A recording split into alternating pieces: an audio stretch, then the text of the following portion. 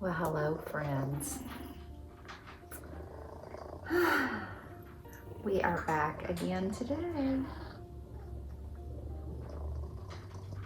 We're back for the slow stitch hour. If you're new here, welcome. If you're not new here, welcome back. We're going to try something a little different than what we did yesterday because yesterday was the first episode and I wanted to really make sure I could focus on my knitting. So what I ended up doing was a live intro, and then I just knit quietly, and then at the end I did a live outro, and then I came back and I threw a voice over all, the middle part of the video. And that worked okay, although I don't know. I'm not sure how I feel about the voiceover. I don't know. Today I'm gonna see how talented I am, and I'm gonna see if I can try with my handy dandy notes right here to stay on task, to stay on topic, and just try to not do it with the voiceover and still get all my knitting that I want to get done, because that's the whole purpose of this segment, is for us to be able to take at least an hour out of our day to sit together and knit and encourage each other and think positive thoughts, maybe learn some new stuff, and just have a good, peaceful, happy time, okay? And get some knitting done. So we're gonna see how successful I can be at that. And friend has been causing ruckuses because his little paws wanna keep pulling out stitches. And he's getting on my nerves, which I hate, because him and I are two peas in a pod here. But he's not being cool with my knitting lately. I also hope the lighting's okay. I have to say, I love this. I'm a big fan of cloudy, overcast, rainy, stormy days. The weather is cool. We've had 90s already here in Oklahoma, multiple 90 degrees days, and I'm not a huge fan of that. So it's like in the 60s today. It's cloudy, it's overcast. I'm not sure what that's doing for the light. I do know that no matter where I move my overhead lamp, even if I move it out of frame, if I turn it on, it looks horrible on video. So I do depend on the natural light coming in. So hopefully you guys can see everything okay. Hopefully I can see okay to not just completely slaughter my half and half triangles wrap. This is for the spring solstice cowl. I'm plugging away. If I do my due diligence, I should be caught up and back on track today. So let's see how good I can do this. I'm gonna go on and get my notes pulled up here and get everything going. So, if I did not already, my name is Brandy. This is the Queen of Skeins, and this is our knit together time, the slow stitch hour. Now, yesterday on our first episode, we got a little deep. All right, we talked about the science of knitting and what it does to your brain, and why putting wool through our fingers can help keep our sanity intact. And it was a very beautiful video, but it was also very deep, and it got into some things because it was really talking about my knitting journey and why I knit. So today we're gonna turn the lights up a little bit, and we're going to sweeten up things, and we're gonna just try to keep things light and happy and friendly, and possibly we might even get into a little bit of trouble, but in the best possible way, okay?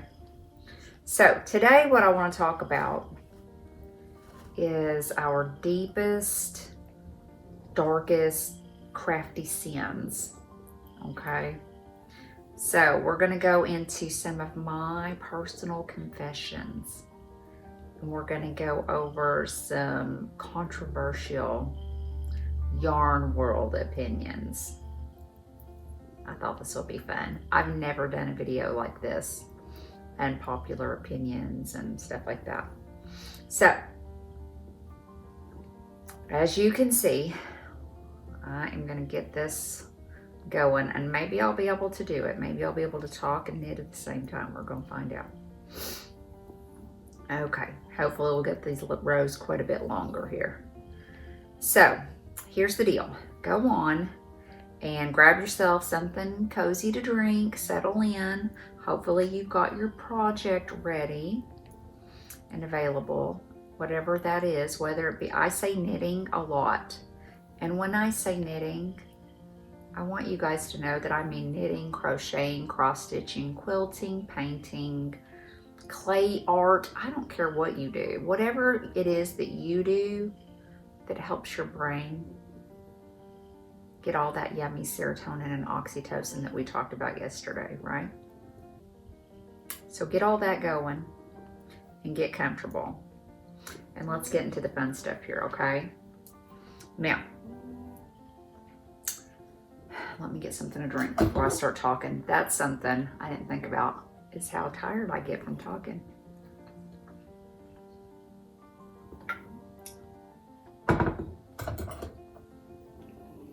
All right. So the first thing that I want to talk about with you guys is what I call project ghosting.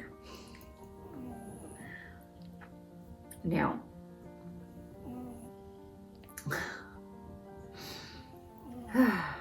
oh boy. So, project ghosting. I think a lot of us do this. We probably refer to it in different ways. This is just the way that I like to get into it.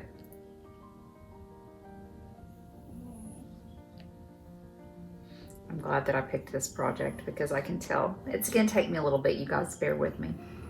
I keep forgetting what I'm supposed to be talking about. Project ghosting. What is it? Well, I think most of us probably have it. So, I want everybody, this is my first confession, and I want everybody else to let me know down below, if you don't mind. And just be very honest, okay? This is in regards to whip piles.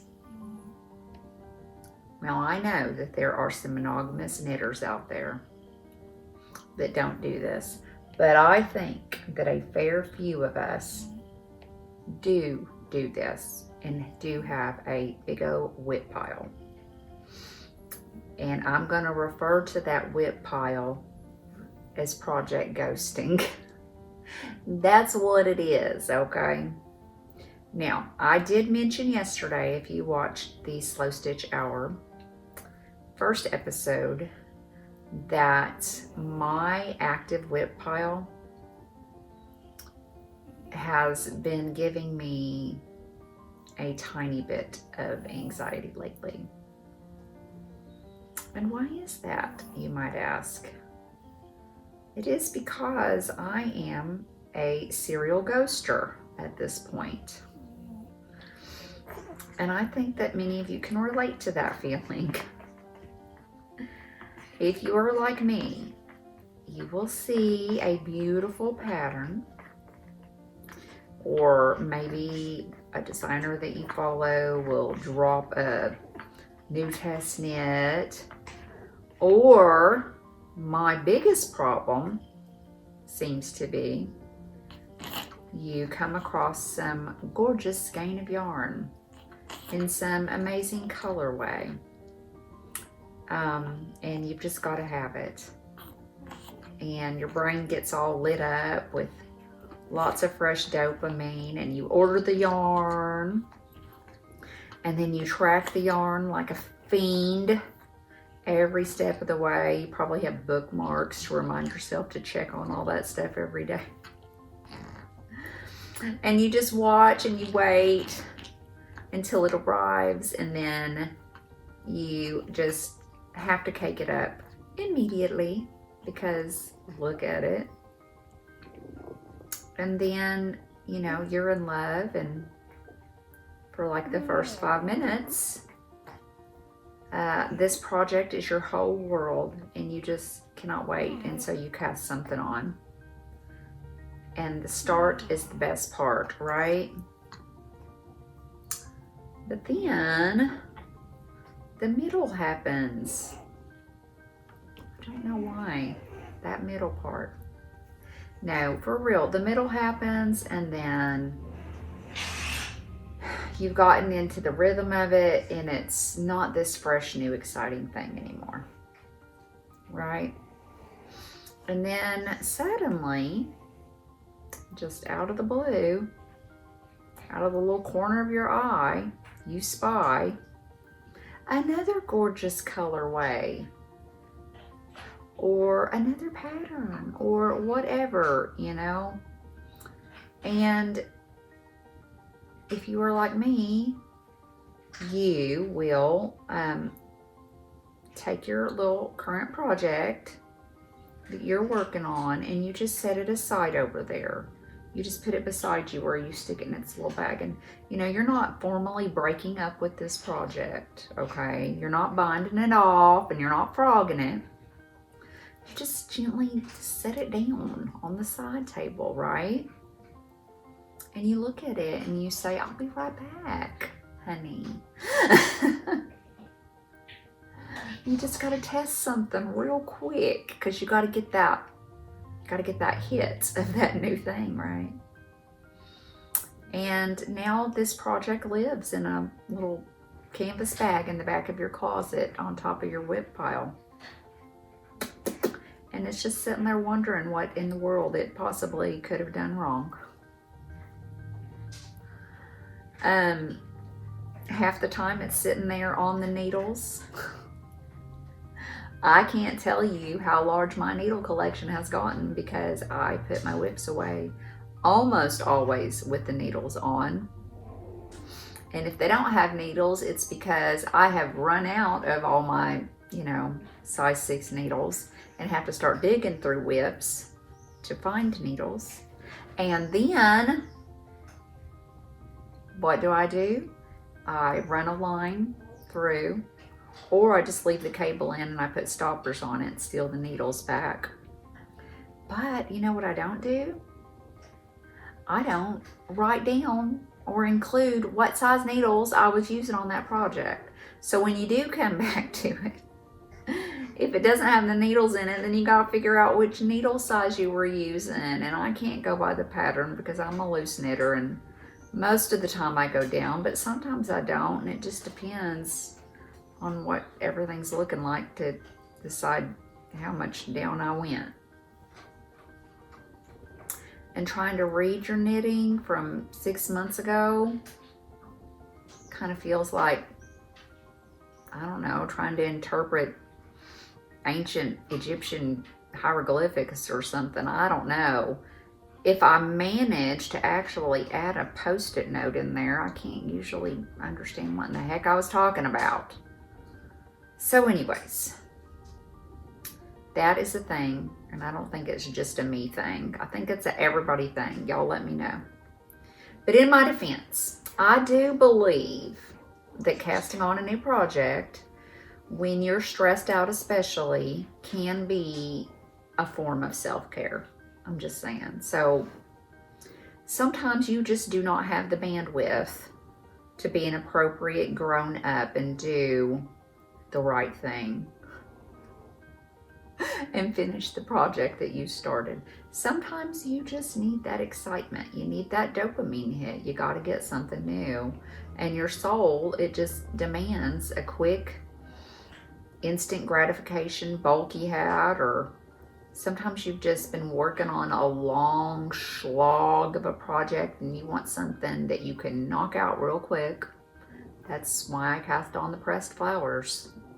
bandana or kerchief that I showed you guys a few episodes back. I had that guy done in 2 days, and it feels good sometimes to do that. So if you are currently ghosting a sweater for a pair of socks, it's okay. I see you. I approve.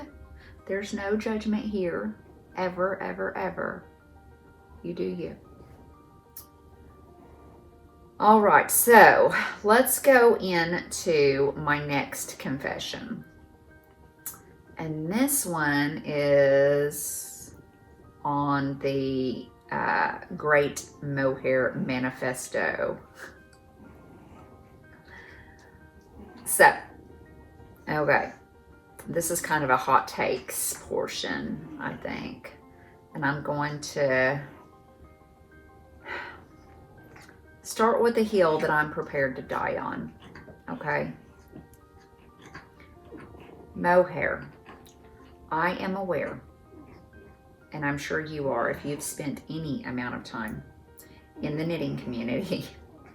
You know that mohair is a giant point of contention amongst fiber artists. There are a lot of people that love to complain about it, and I get that. They say, it's impossible to frog. This is true. If you make a mistake, you know, those little tiny fibers, they're going to lock together like Velcro, and you're going to have to surgery cut that stuff out of there just to fix a dropped stitch. I don't usually do it. I usually just snag that dropped stitch and stretch it up to the next row.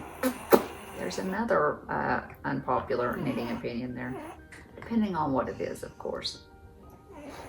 Mohair's so little, you know, and you've got the proper stitch on the fingering weight, right? Anyways, or, you know, they'll complain that it's scratching and they don't like the way it feels on their skin or, you know, what have you. And that's valid, obviously. But for me personally, I am here today to officially declare myself the president of the Mohair fan club, because I love it. I absolutely love mohair, and I just don't care if it's a total pain in the butt to frog. I don't care if I have to sit there with the darning needle picking apart every single stitch like I'm working on a archaeological dig. I'm okay with that. And I especially do not care if all those little tiny fluffy ethereal bits of fuzzy bliss just gets stuck in my lip balm every single time I breathe in and out while I wear that item. It's worth it. It's worth it. It's worth it. Every single bit of it. Because when you strand a lace weight mohair with a beautiful fingering weight yarn, and oh my gosh, the project that I'm working on right now, besides this one, is glorious. I will be showing it to you guys soon. Little teaser trailer. It's the Little Dots bandana shawl, free pattern, Purl Soho. Knitting it in 50% camel, 50% silk, holding a strand of mohair. It's divine. Okay, anyway. When you put those together, it transforms the whole project. The fabric just becomes this absolutely fluffy, cloudy dream of puffiness. I don't know, I love it. It gives everything like a way more magical feel. You're getting this angelic halo effect, like you're wearing a literal mist of color, right? Hey lady, what are you doing, Rosie? And it also hides a lot of your tension problems, right? It adds warmth without adding weight, which is very clever. And honestly, it just makes me feel fancy. I love it. and I'm gonna spend 60 hours knitting on something, I want it to be like a little whimsical fairy tale cloud. And I'm gonna probably be picking fuzz off my tongue for the next 3 weeks while I'm making it. And that's all right, because it is just the price of high fashion, my friends. It's just the way it goes. Now, speaking of textures, I do have a texture confession that might actually get me kicked out of some knitting circles. And that is Chanel yarn. Ugh. Enough said. That's all. For real though, I know that it feels like you're literally knitting with a teddy bear. I get that. The squish, it's so fun. But the actual knitting part of it, the actual experience of it, feels like an extreme sport to me. I'm just gonna be honest. It worms, it loses its structure. If you pull it just a little bit too hard, you end up with this little balled string. I hate it. I do not like it. And I think probably most of us have been seduced by a giant ball of Chanel yarn at least once in our fiber arts life, only to realize halfway through the process that we're constructing something that looks like a blanket, or it's supposed to be a blanket, but what it actually ends up looking like is a sad, unraveled Muppet. I'm not a fan of it. Y'all will come at me in the comments, I'm imagining. Anyways, you give me a high quality natural plant or animal fiber for the most part any day of the week. I'm about it. Oh no, be nice. We love each other, guys. Ladies. Give me a bouncy merino. I will even take a rustic non-superwash wool. I like my crisp linen blends. I want yarn that has a soul in it, right? Does that make sense? I would even prefer that it smell kind of like a sheep. I love to smell my yarn. And to me, that's just part of the story, right? As it's running through my fingers. But I do want to preface, there's no yarn police. There's no knitting police that I'm aware of.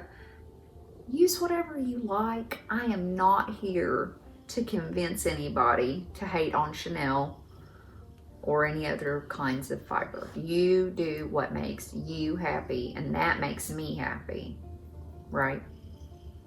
Okay, let's see. What else do we got here? Moving into confession number 2 of sinful acts. I think we all need to take a moment and stand up and admit something very fundamental about ourselves. Collecting yarn and actually knitting yarn are 2 completely separate hobbies. I feel that that is a factual statement. And I can say that because I am an expert on both of those hobbies. Just ask my husband. Now, there is a knitting hobby, and that requires patience and sitting still and following directions. Sometimes maybe going your own way, a lot of other times. It's manual labor. But then there's this, you know, yarn hoarding. Or no, that's not correct. There's a yarn curating hobby also, right? So, and that's based on visual joy and sometimes some retail therapy. I think that's one of the things that a lot of us have to get ourselves under control. But, you know, a lot of it, what it really is fantasy. There's a lot of fantasy involved in the yarn curating hobby, okay? Now, when I buy myself some hand-dyed yarn, I am not just buying some string. I am buying the fantasy of who I will be when I knit that yarn, right? And I'm buying a version of myself that's sitting on a porch, drinking some tea with a calm, gentle breeze blowing, wearing this like stunning custom shawl that I made while I'm using that product, right? That's what I mean by it's part fantasy. Now, you buy that yarn, it gets delivered, and you put it on your shelf. And for a lot of us, we look at it for like 6 months or longer because it's too pretty to mess it up by accidentally knitting the wrong thing in it. And so we just go back to using our same old stuff, and we leave the pretty yarn until we find some amazing, perfect project. And if you're like me, you've got one skein of that, so it gets tricky. And then you find yourself going down a rabbit hole of one skein project videos on YouTube, right? Anyways, you know, look at that. Somebody has snagged another piece. I saw a loop. I saw it. There it is. Ah, kitty cats. Gotta love them. Anyways, the other thing, you know, that yarn curating hobby is it's about having lots and lots and lots of potential. We live in a world right now where everything is digital and it's fleeting, and having a physical wall of beautiful, colorful, squishy fibers, it's just good for the soul. It's kind of like a library, but it may be even better than a library because you can't even squish books. I mean, you can, but I don't recommend it. And books are good, don't get me wrong. I love books. And I think as these collections grow for a lot of us, we kind of have this evolution of, many of us anyways, tend to evolve into like this yarn snob type of a thing. You know, when I first started out crafting many moons ago, I would use anything that I could get my hands on, mostly acrylic or other weird mystery blends, mostly Walmart. And I had the time of my life and I loved it. And I do still, as much as I, you know, talk smack about acrylic yarn, there's definitely a place for that. I will use, I don't gift knit, like blankets and stuff like that, unless they're acrylic, with the exception of the blanket that I'm making for my mother. And that is because I know that she is gonna take care of it properly. Baby knits, often acrylic works great. So please don't take this as serious. I'm joshing a little bit here. So the thing is that I no longer love yarn that makes my fingers squeak. If I'm going to invest hours of my life, my hands want the good stuff. they want the linen quill, you know. They want the silk blends. They want the alpaca. My bank account definitely wishes that I still loved that cheap Red Heart Jumbo Super Saver. 100%. But my hands have tasted luxury, my friends. And there is just no going back now. So we are a full-on non-squeaking household over here. All right, let's see. What do we got next on my list? Swatching lies. Swatching lies. It's not just me, is it? Right? Okay, so the biggest lie in the entire fiber universe.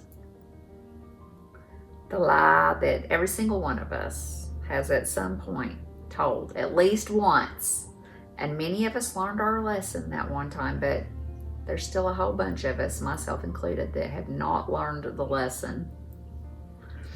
Of course I need a gauge swatch and blocked it before starting my pattern. Ding, ding, ding. That second part right there, that is the part where I fall short every darn time. I might 1 out of 10 projects swatch. I don't block after I swatch, and I know that's so wrong of me, but listen, gauge swatching is like the gross vegetable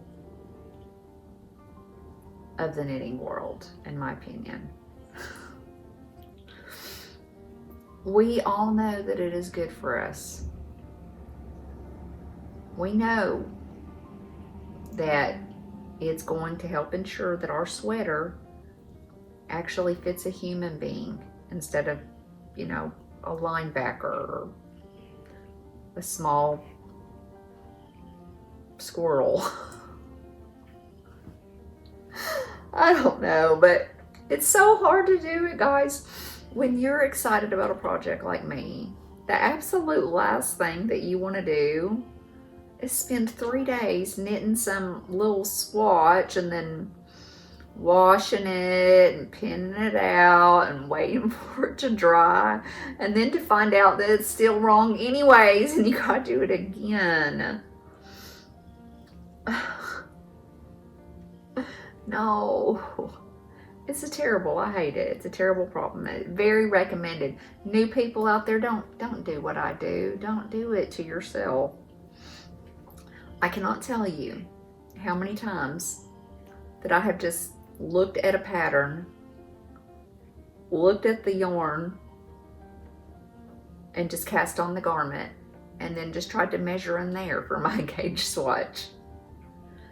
Or just be like, well, I'll just use my heart to gauge this. I am sure that there is some sort of emotional energy that I can put out into the universe that will make this item fit. And I'm gonna say, I think for the most part I'm fairly lucky. I do often end up with a beautiful item, but I have ended up with some train wrecks. I mean, I have ended up with a cowl that I have had to turn into a sleeping bag for my cats. But you know, that's part of the thrill of the craft, right? I think part of the fun of it is kind of living on the edge. It's like a magic show. You don't know what might happen. Anyway, speaking of cats, you know, these guys are really trying to make my knitting gross.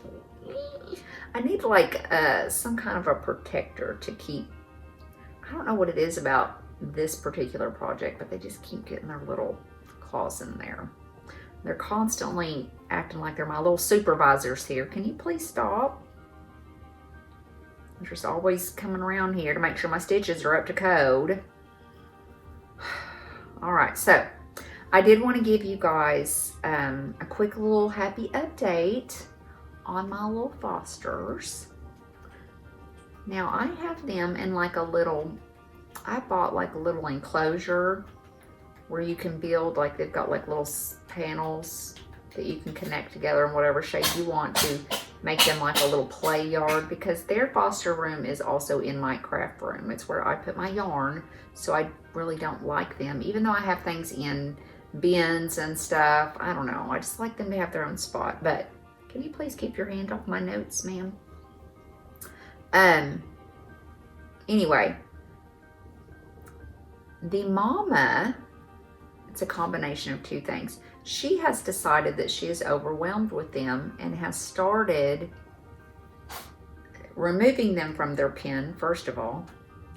And then they are also learning to climb over. Now, I can double the height by putting a second layer on top of my layer, the way that you construct this. But if the mom is just going to keep taking them out, the problem is that what I have discovered is that she'll take out like half of them and they'll just be roaming around and they won't have access to they're just over 4 weeks now, and they're starting to get introduced to food so they can start weaning, which is a win for Mama. I'm trying to explain this to her and she's not understanding it. Anyway, but their litter box is also in their area, obviously. When she takes them out, then they're cut off from their food and their water and their litter. And obviously I'm not back there 24 hours a day to catch her, so I don't know. Sometimes if I walk back there and she's removed several of them, I don't know how long they've been without. So I just decided to take the panel down and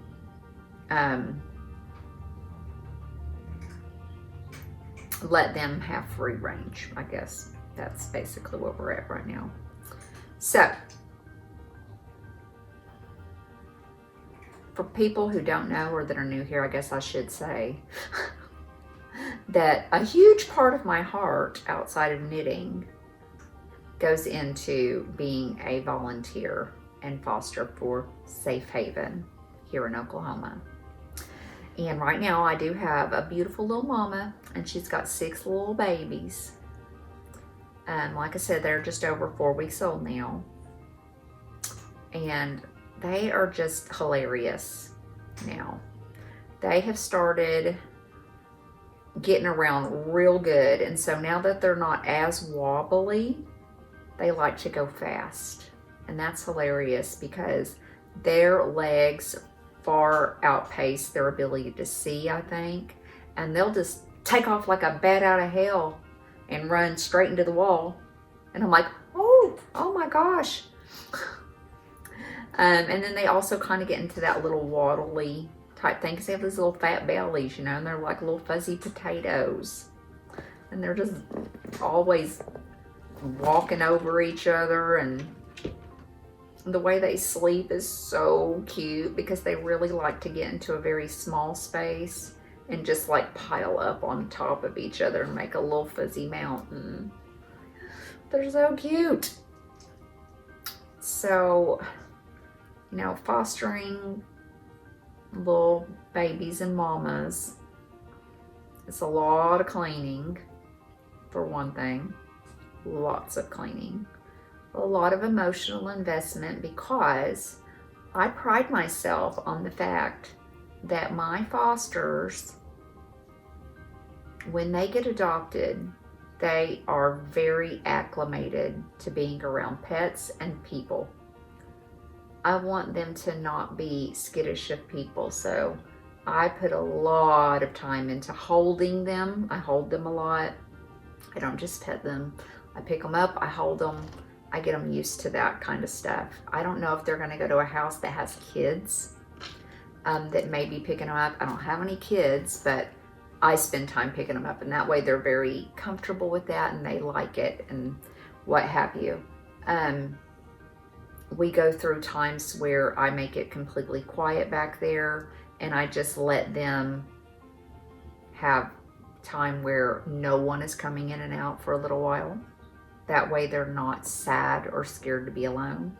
But then I have lots of other time where I will keep my Spotify playlist going for them. So they'll have a constant noise because I don't know what kind of environment they're going to. And I just want them to be acclimated to anything goes, right? So when you adopt a baby from me or mama, whatever, they're all babies to me. You know that it's coming prepared for whatever you've got to offer. So,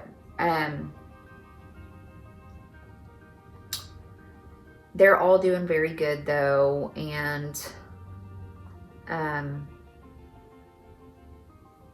they're keeping me very busy. You know, my day, I might have to do a video where I show you guys how I start my day, because I start my day with cats on me, my residentials, yelling at me because they want wet food in the morning. And so I'm usually hustling out here, getting that going. Then I am making up baby slurry, heading to the foster room, getting them some food, scooping their litter boxes. I keep towels and blankets in the areas where they sleep and where they have their litter box and food. And so that way I can just fold everything up, take it outside, shake it out, throw it in the wash, put new towels down, new blankets every day. Because they're, like I say, they're messy. When they go to eat their slurry, they are likely to be standing in the plate, covered in muck, and they're so funny. And then I've got to take little baby wipes and clean them off because they're little messers. They're so precious and so good. But I'll have to show you guys. It's about, after I finish with them, I go out and I check food and water outside for stray cats.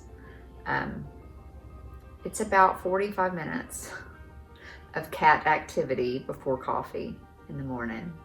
Because once I start going, I just got to knock it all out. So, that's a day in the life of a foster cat mom.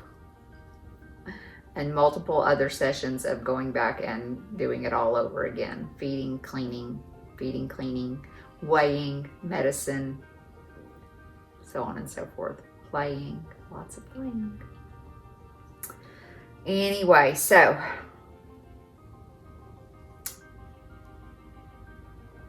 I had mentioned it yesterday. The reason I mention it again is the little guys are the reason why I would like to hit monetization on my channel. Like I said, the foster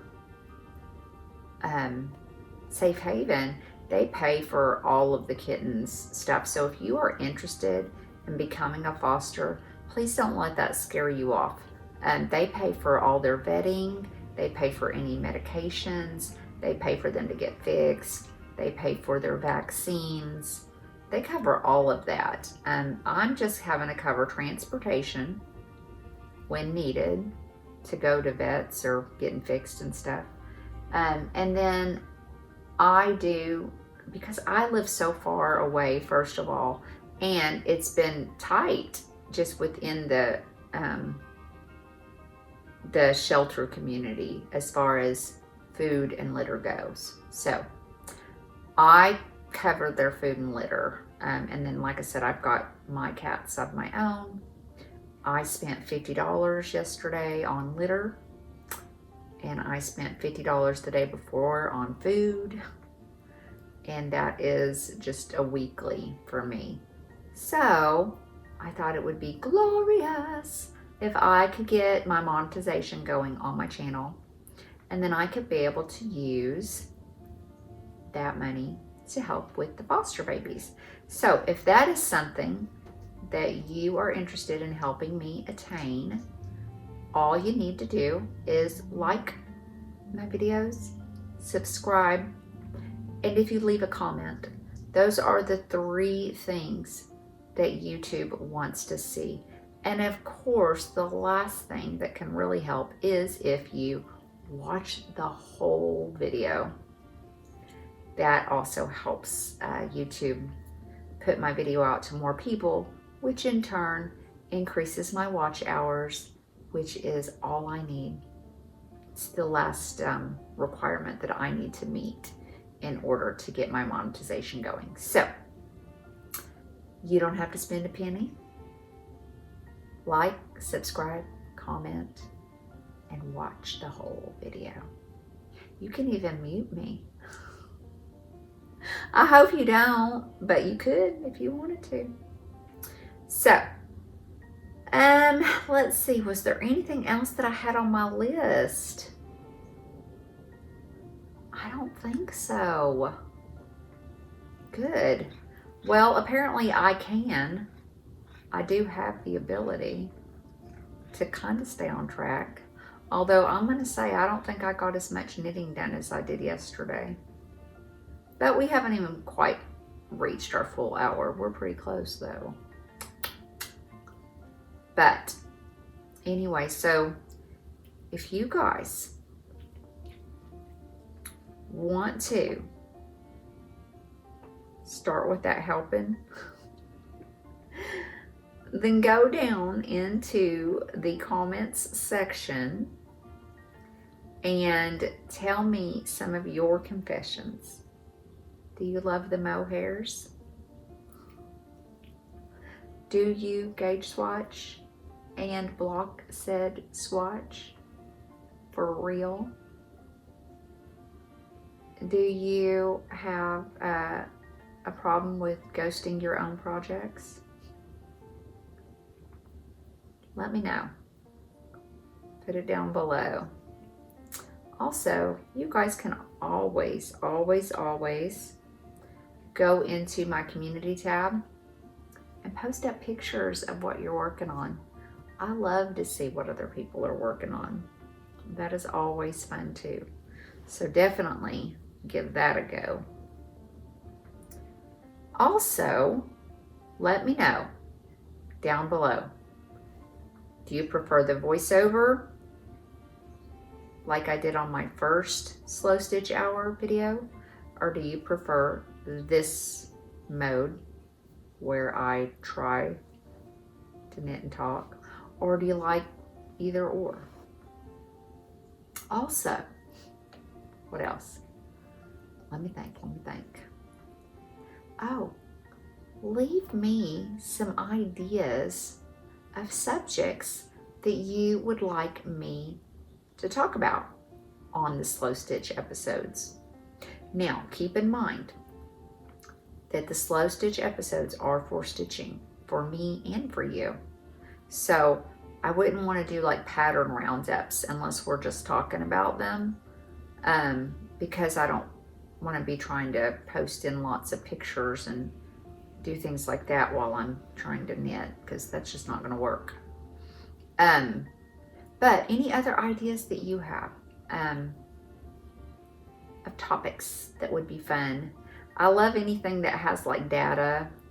Like yesterday was data heavy. I have another idea for a video that I was thinking about pairing your projects with the right movies and television shows, because that's important. So I thought that could be fun.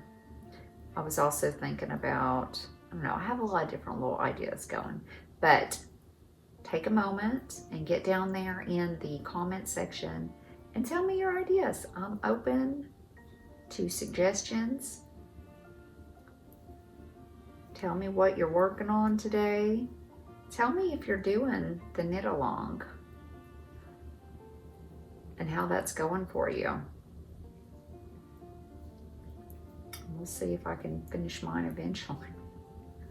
I'm going in the right direction. How many rows do I need to be caught up? I've got to do 8 more rows and I'll be all caught up. I did get about a week behind. May is no joke. It is my least favorite month of the year. So many obligations every weekend. Last weekend we were going to the Renaissance Fair in Muskogee, and that was so fun. And you know what I think would be fun?